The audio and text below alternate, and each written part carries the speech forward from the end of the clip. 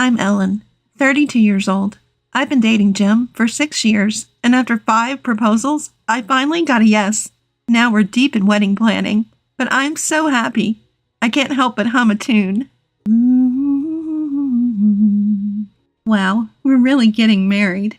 One day while looking over our prenup, I was feeling on top of the world. But Jim, does this really matter? As I signed the contract, I tilted my head in wonder. You see, Jim's one condition for accepting my proposal was to have a prenup. Assets we bring into the marriage stay our own. No meddling in future inheritances. If things change, like having kids, we'll revise the contract. I get that it's important, but did we need it in writing? When I asked, he said, Well, think of it as insurance. Oddly vague, but if that's all it takes to marry Jim, I didn't dwell on it. However, the reason behind this would soon come to light. Jim has 2 older brothers. I met them briefly before the wedding during a visit to my future in-laws. They're not bad, but both are a little quirky. Listen to them, but don't take everything to heart. Otherwise, you'll get carried away. Caught off guard by Jim's blunt intro, I chuckled awkwardly, noticing that even my future in-laws agreed. I didn't think much of it, especially since our next meeting was at the wedding. Then, out of nowhere, I get a call one day when Jim's working over the weekend. Hey, do you like fish? Caught off guard, I hesitated. Who is this? I rack my brain for anyone who calls me Ellen, but no one comes to mind. But wait, they know my home phone number, so it can't be a stranger. I think to myself as roaring laughter comes from the other end. It's me, Jim's big bro. Your big brother, Ellen. My brother-in-law? Wait, is it the eldest or the second son? And what's with Ellen's big brother? I hold my tongue and ask, what's going on?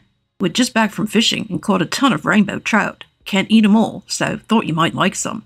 Jim loves trout meunier, he says, which immediately lifts my spirits. Thank you. Jim is working today, but he'll be thrilled to have meunier when he gets back. I hang up and dart to the fridge. Good thing I have onions, bell peppers, and carrots in stock. Just as I finish julienning a heap of vegetables, someone arrives. It was Evan. I open the door and smile. Then, Quick, the bathroom, and cover the taxi fare for me, will ya? Okay. I pay the taxi driver as my brother-in-law rushes to the toilet. After settling the bill, Evan comes out of the bathroom, takes a deep breath, and grins. Thanks. And while you're at it, my brother-in-law extends his palm towards me. Hand over some cash. Huh? Reading my confusion, he clarifies. For the fish. Let's say $50 should do it. What? I nearly dropped my wallet in surprise. I should have asked earlier, but I had assumed that the fish were for sharing, not buying. Of course, I felt bad for just taking. So I had prepared some unopened premium snacks as a thank you gift. So I wasn't expecting it to be totally free, but $50? My brother-in-law looks at me, as if it's only natural for me to pay. He's made the effort to come here. He's brought a lot of fish, and the last thing I want is for this to turn sour. I calm myself and pull $50 from my wallet and hand it to him. Thanks, the fish are in the cooler. I'll leave the gear here. Tell Jim to get it back to my place later. Gotta go. Wait, Evan? I'm puzzled by the casually abandoned cooler and fishing gear in the foyer. Ignoring my confusion, my brother-in-law takes the $50 and swiftly leaves. Wait a second. He's already gone, leaving me blocked in by the gear. What the? Why leave all this stuff here? Our place isn't big. It's in the way. Oh, and the taxi fare. I remember that he hasn't paid me back for fronting the cab fee. I hesitate to ask Jim to both take the gear back home and collect the taxi money. Then when I open the large cooler my brother-in-law left behind, I can't believe my eyes. On a bed of overly piled ice lay only 3 small trout, each barely 2 inches long. You've got to be kidding me. I slumped down in my doorway, defeated. What am I going to do with the shredded veggies? I had other issues, but I was too stunned for other words. Months later, I found myself heading to a cafe. I have something important to discuss, but keep it a secret from my brother. The one who reached out in a desperate tone was Brant. My brother-in-law warned that it was an important matter that also could affect my husband's future, and insisted that I shouldn't even tell my parents-in-law or my husband. Though it felt a bit sketchy, the cafe he chose wasn't a shady place, and it was during daylight hours. so I decided to at least hear him out. Ellen, over here. As I walk into the cafe, I'm greeted loudly by name. The shout echoes in the cafe, drawing the eyes of other patrons in my direction. Embarrassed, I nod my apologies to the surrounding customers and hastily head toward my brother-in-law's table. Haha, you're so shy, so cute, Ellen. His loud voice again attracts attention, making me cringe. Could you keep it down? Cutting off my request for him to speak more quietly, he blurted, Let me introduce you. This is my new girlfriend. A beautiful woman stands up from a spot I couldn't see. Hi, nice to meet you. Suddenly, I'm slapped hard across the face by a woman who angrily shouts, Are you kidding me? I'm left stunned, my cheek tingling. Why did a woman I just met slap me? As I'm losing my words, the woman storms out, loudly declaring, This woman is your new girlfriend. I'm disgusted. Goodbye to you. What the... Evan, what is going on? I wince at the pain on my cheek as I start to demand an explanation. Why did this just happen? Anger surges up inside me. You said this was important regarding my husband's future. Outrageous, I protested, but my brother-in-law just laughed it off. My brother-in-law chuckles. Sorry, we were breaking up. You helped me clear the air. Thanks for playing the role of the girlfriend. Hey, don't get mad. Let's talk this through, Ellen. Don't call me Ellen. Although I'm furious, my brother-in-law is unfazed. Oh, come on.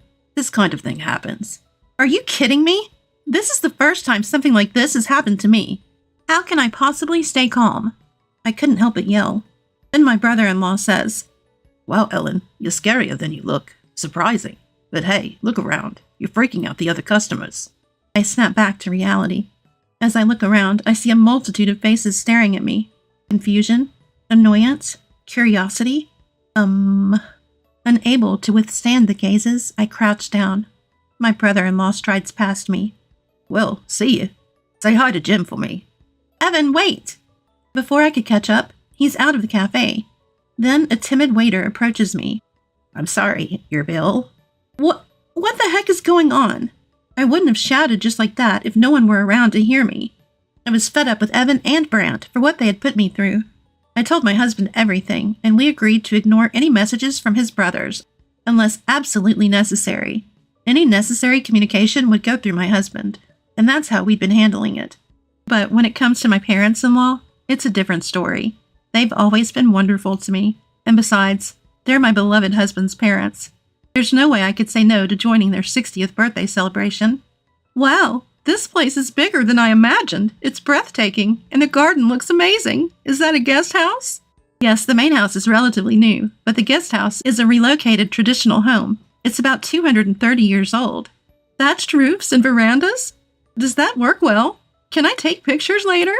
My mother-in-law, who loves old buildings, looked delighted, which made me smile too. Of course. My mother-in-law's cheeks flushed charmingly, and next to her my father-in-law leaned against a thick pillar, squinting in satisfaction. They both looked incredibly happy.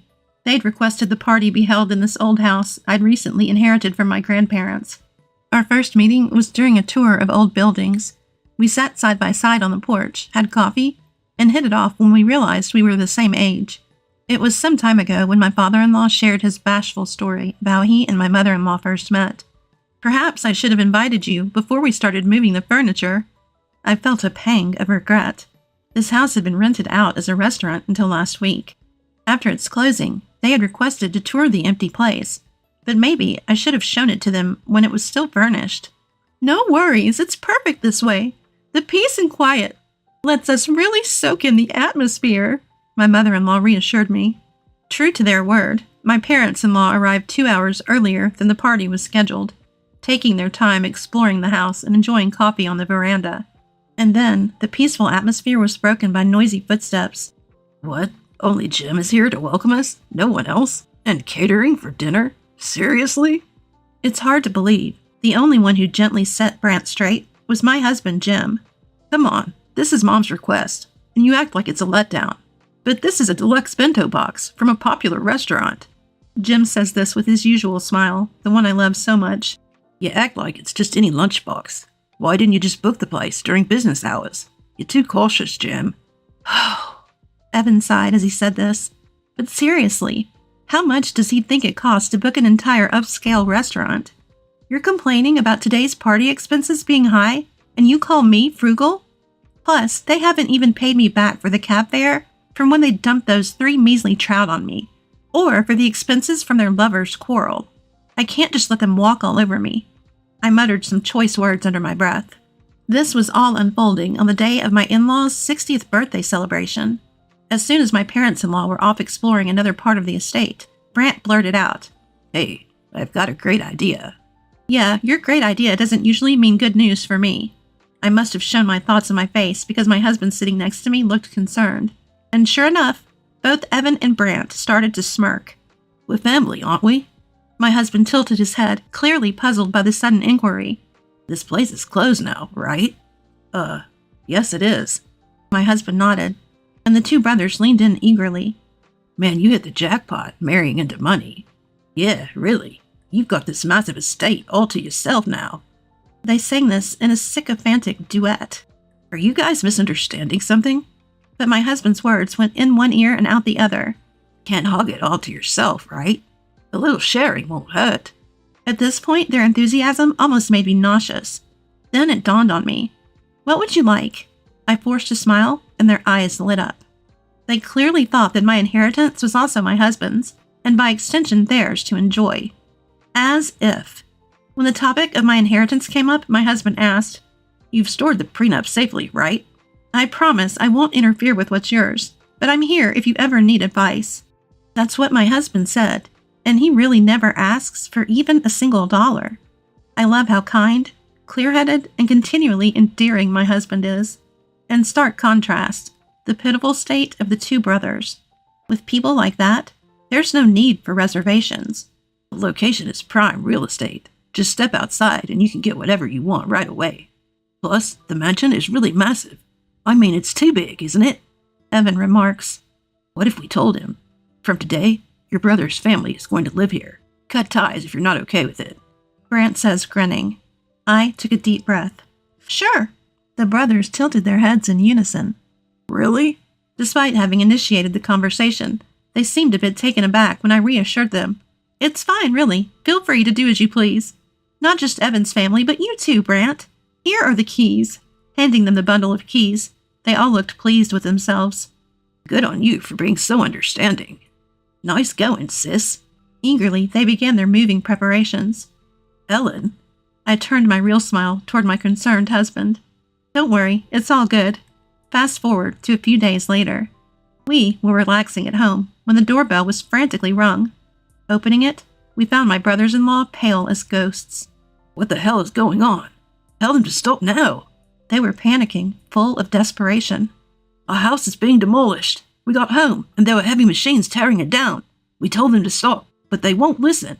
"So what are you going to do about it?" That was the general vibe coming from my brothers-in-law when I calmly chimed in. "Well, that makes sense." Everyone's eyes suddenly turned to me. "What do you mean?" "A tower apartment is going to be built there. They can't build it without tearing down the house, can they?" "Huh?" Both my brothers-in-law were dumbfounded. The reason the fancy restaurant shut down, or rather moved, was for that project. We kept the utility contracts through the end of last month because of the 60th birthday celebration. Was today inconvenient for you?" "Aha." Realization dawned on them, and they went pale. "Is this some kind of joke, Ellen?"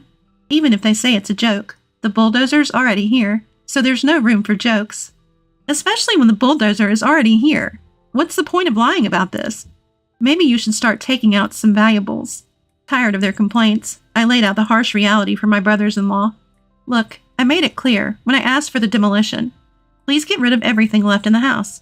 If the bulldozer is already working, I guess this will be over sooner rather than later. If I were you, I'd stop complaining and start taking out the important stuff." They looked at each other and then yelled, "This is bad. Go, go, go, hurry up!" As I watched the 2 rush out, I turned to my husband. "Nobody really told them, huh?" My husband sighed deeply with a wry smile.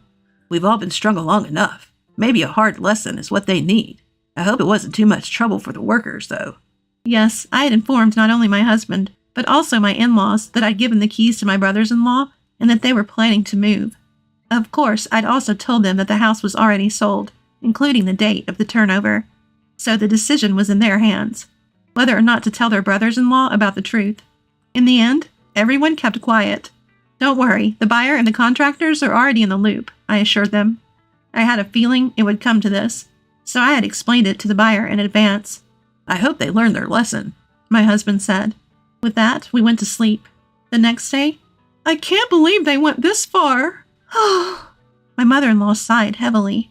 In the living room, my brothers-in-law seemed to shrink. They couldn't get in during the daytime because the workers stopped them, so they snuck in at night. Well, yes, they had ignored the no trespassing signs and tried to take valuables in the middle of the night. But a neighbor noticed their flashlight and called the cops, so they were easily caught. So you even managed to get into trouble with the police without taking anything of importance, my mother-in-law continued. Well, you see. My brothers-in-law attempted to explain, but no one was interested in their excuses. The past wrongdoings also came up, making it even worse for them. Both of you should apologize to Ellen, my husband said. But then Brant, who had been meek until now, suddenly snapped at me. It's her fault to begin with. She tricked us. She willingly gave us the keys. Yeah, right. What's with this hypocrite? Selling the house without even telling us? Faced with their unjust accusations, I could only offer a wry smile. I think you're misunderstanding. That property, both the land and the building, were inherited by me. Jim even drafted a prenuptial agreement to protect it. So you guys never had any rights to it to begin with. What prenup? Contract? I had no intention of elaborating on the term prenuptial agreement, which seemed like a curse word to them. Also, the sale of the land and house was consistent with my grandparents' wishes. They had considered selling it several times before, and yet my grandparents had wanted to keep it as long as they were alive. To be honest, maintaining it was too much work, so when I inherited it, my grandparents had suggested I proceed with selling it. So I just followed through with the realtor my grandparents trusted. Of course, it's my right to sell the property. My brother-in-law has no say in it. But aren't we family? Don't be petty. While considering whether my brother-in-law would argue further, I think back on my past. I started taking marriage seriously about 3 years ago. My dad raised me all by himself. My mom passed away right after giving birth to me. Dad and I were the best of friends. We'd go camping in the summer and snowboarding in the winter. So many memories.